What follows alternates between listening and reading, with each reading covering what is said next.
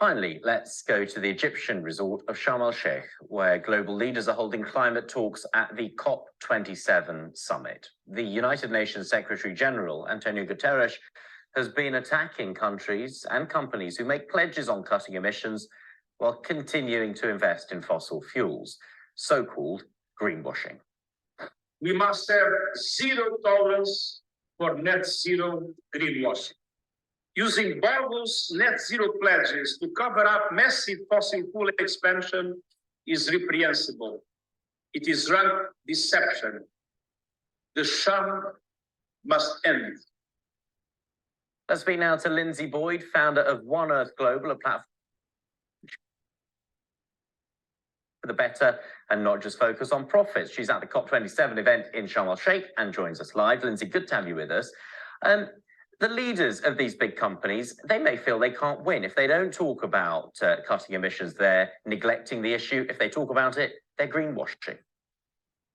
Exactly that. But the thing is that they need to, on one side, they need to stop using it as a marketing strapline and make unsubstantiated claims. But on the other side, a lot of the smaller businesses, the medium-sized businesses are doing something incredible. They are the innovators. They're the ones that are changing the way things are happening in the environment. And we need to realize that we're in the discovery phase at the moment. So businesses are trying and needing to switch over, and it takes time. And you can't hit them on the head for it taking time to be able to make that happen.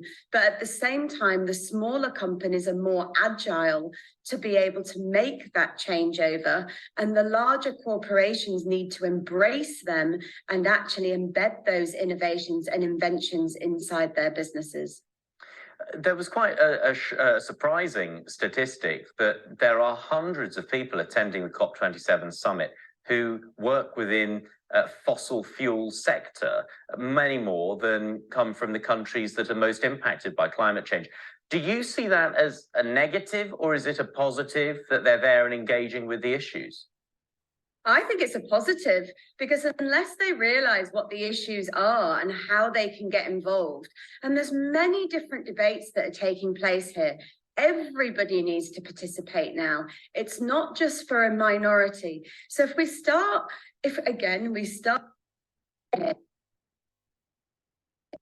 then we're never going to make the changeover.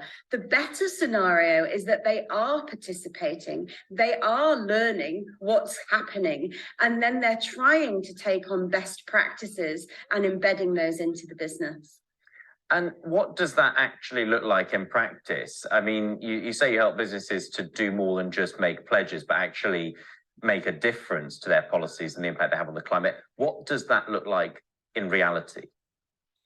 The main reality is, and this is what I teach people, it has to go through the whole of the supply chain. It can't just be left in the brand or the CSR program, which sits the corporate social responsibility program that sits at the side of an organization. It now has to be driven through the whole of the organization. So that means an ethical business model end to end, and that means transparency. And look, the customer, the consumer has woken up to the fact that, you know, we need to do something about the planet. They're more conscious about that now. So the best thing that businesses can do is be transparent, show them where they're up to, show them what they're doing and how they're changing their business model over, and when they plan to do that.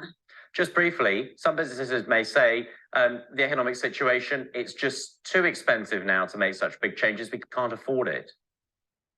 That's a very good point. But what I always say to people is people always switch business models over if there is a consumer demand and if governments support them in doing so. So governments need to reallocate budgets to help businesses with grants and so forth switch over to new ways of being green, making it part of the business model and not making it a cost for the business to switch over. Okay, Linzi, thank you very much. Really interesting to talk to you. Linzi Boyd there, founder of One Earth Global at Cop27 in Egypt. Thank you for watching. That's it for the moment. I will see you very soon. Bye-bye.